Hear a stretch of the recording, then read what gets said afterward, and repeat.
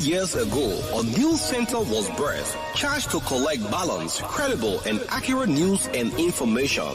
A task tested and proven to be a world-class example of news presentation where truths are told.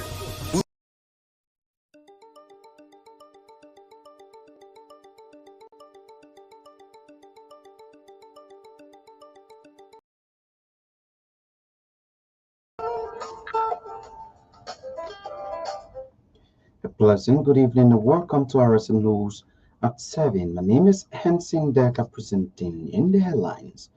The Liberia Anti-Corruption Commission indicts 12 persons in connection to the alleged mismanagement of funds intended to improve healthcare delivery services in Myean County. The Center for Transparency and Accountability in Liberia wants the Asset Recovery Task Force dissolved and funds directed to support the Liberia Anti-Corruption Commission, especially the Asset Recovery Unit at the LACC. Justice presiding chambers at the Supreme Court cites 3 petitioners and the Justice Minister for a legal conference in connection to 3 separate petitions for a writ of prohibition against the government. And in foreign news, there has been criticism in Nigeria of a decision to rename an airport after President Bola Tinubu. Those were the headlines. Now the news in detail. The Liberia Anti-Corruption Commission has indicted 12 persons in connection to the alleged mismanagement of funds intended to improve the healthcare delivery services in Myean County. It can be recalled a leaked audit of Myean County Health Officer Dr. Augustine Fanian and other key members of the health team surfaced in the media last year, where they were heard discussing distribution of kickbacks from the county's health fund provided by USAID intended to improve healthcare delivery to citizens in the county. Addressing the press conference Monday in Monrovia, Liberia Anti-Corruption Commission Chairperson, Councillor Alexander Zoe said, following extensive investigation by the LACC and diligent legal proceedings, the 12 persons are indicted for economic sabotage, theft of property, tampering with public records, criminal facilitation, and conspiracy.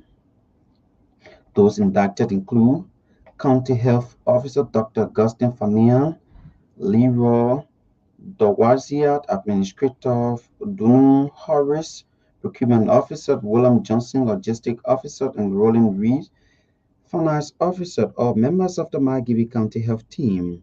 Others are Ernest Flan, Thomas Bernard, Bakulekoli, Famuyan Turi, Mohammed Dundo, Odoshu Kanu, and Momo Meda. The LACC chairperson meanwhile assured the public that the commission remains steadfast in combating corruption and ensuring accountability. The Center for Transparency and Accountability in Liberia wants the Asset Recovery Task Force dissolved and funds directed to support the Liberia Anti-Corruption Commission, especially the Asset Recovery Unit at the LACC. Sentachu's Executive Director Anderson Myean noted that if the task force must be maintained, it should have been headed by the Liberia Anti-Corruption Commission and not exclusive of the Commission as it is currently. Myean said members appointed to the task force must have track records of integrity and be perceived to be independent and politically neutral. He is therefore encouraging the government to respect the mandates of existing anti-corruption institutions and remain engaged with them in making decisions bordering on their mandate areas. Meanwhile, the Center for Transparency and Accountability in Liberia is questioning the independence of the Asset Recovery Team set up by President Joseph Boakai. Center welcomed President Boakai's determination to follow through on earlier statements regarding tackling corruption, but said the task force is not the appropriate channel for attainment of anti-corruption. According to Center Executive Director Anderson Myean, the task force is not independent because it is situated at the presidency and includes supporters of President Bouakar's 2023 presidential bid.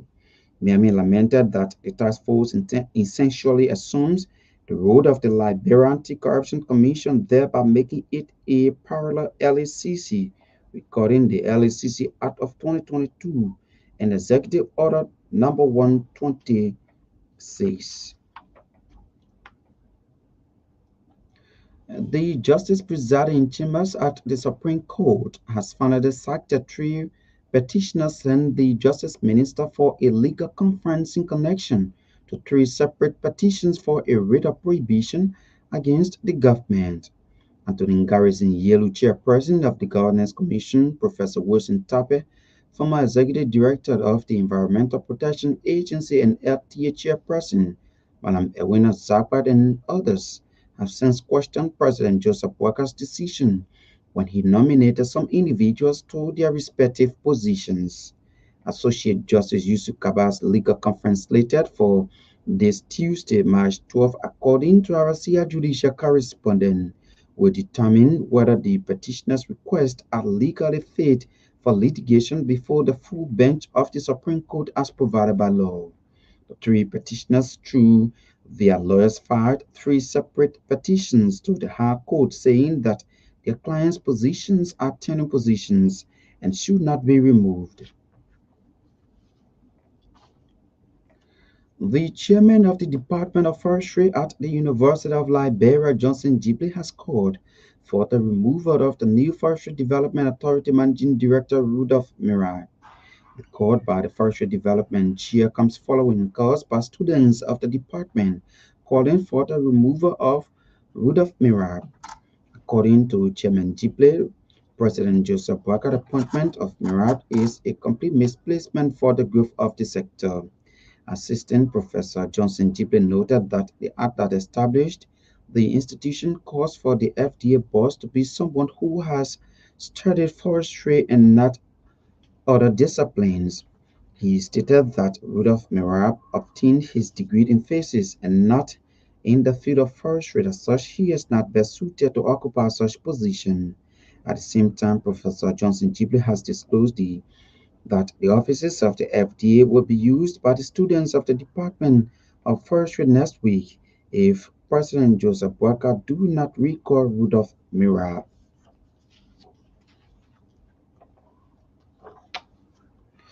A member of a group calling itself the Boakai think tank has expressed confidence that the Unity Party-led government will establish the War and Economic Crimes Court in the country. Speaking to House News on Monday, when he made specific reference to individuals who were sanctioned by the American government, Alfred Tokba pointed out the edit statement by Senator Natana Magere against the Boakai's administration. Tokba, in his statement, believes that the asset recovery team set up by the president is timely, adding that during the past administrations of President Salif and George Weah, those appointed to carry out such action did not implement as was expected by the public. Tokba pointed out that gone are the days when people would misuse government resources and public properties for their own benefit. Some aggrieved flood victims of Gaza community in Sokline are calling for the immediate removal of the community chairman Peter Ward.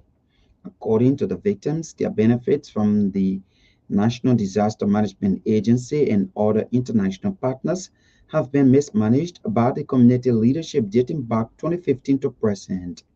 The victims allege that Chairman Ward's leadership has consistently included ghost names as beneficiaries from the inception of his administration.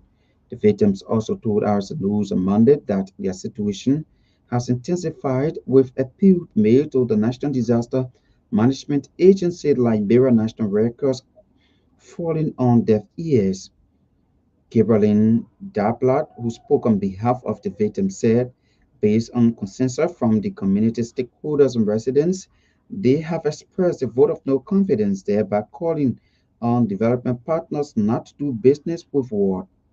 When contacted, Chairman Ward declined to comment on the matter but said the community leadership will use an official statement shortly. And in foreign news, there has been criticism in Nigeria over a decision to rename an airport after President Bola Tinubu. The government in the state of Niger said Mena International Airport had been renamed in recognition of the president's contribution towards developing the region, but some Nigerians have described it as a vanity project. President Tinubu is in Milan to inaugurate the remodeled airport, which was formerly known as the Abubakar Imam International Airport, after a Nigerian writer and journalist who pioneered the region's first Hausa language newspaper. Last year, the aviation authorities announced plans to rename 15 airports after prominent Nigerians, including former presidents. Now to end this bulletin of news, a recap of the headlines. Liberia Anti-Corruption Commission indicts 12 persons in connection to the alleged mismanagement of funds intended to improve healthcare delivery services in Margibi County. Center for Transparency and Accountability in Liberia wants the Asset Recovery Task Force dissolved and funds directed to support the Liberia Anti-Corruption Commission, especially the Asset Recovery Unit at the LACC.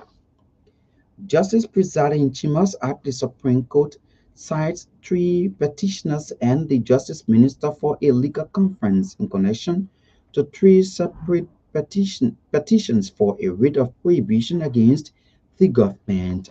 And in foreign news, there has been criticisms in Nigeria of a decision to rename an airport after President Bola Tinubu. That's Arsenal's Bulletin at 7. My name is Hansen Deka. Good evening.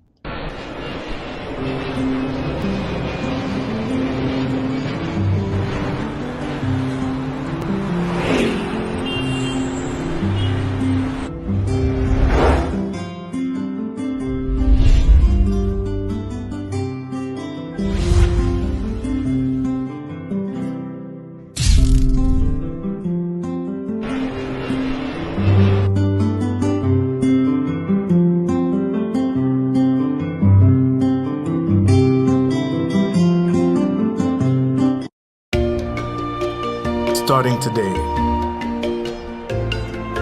why not have a little more fun? Why not use money this easily?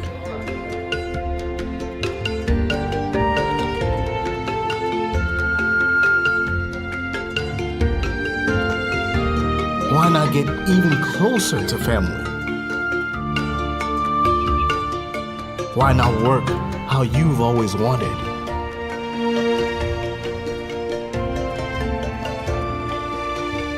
Fun, money, family, work. No network keeps you connected to it all, quite like Orange. It's all about what matters to you. Orange.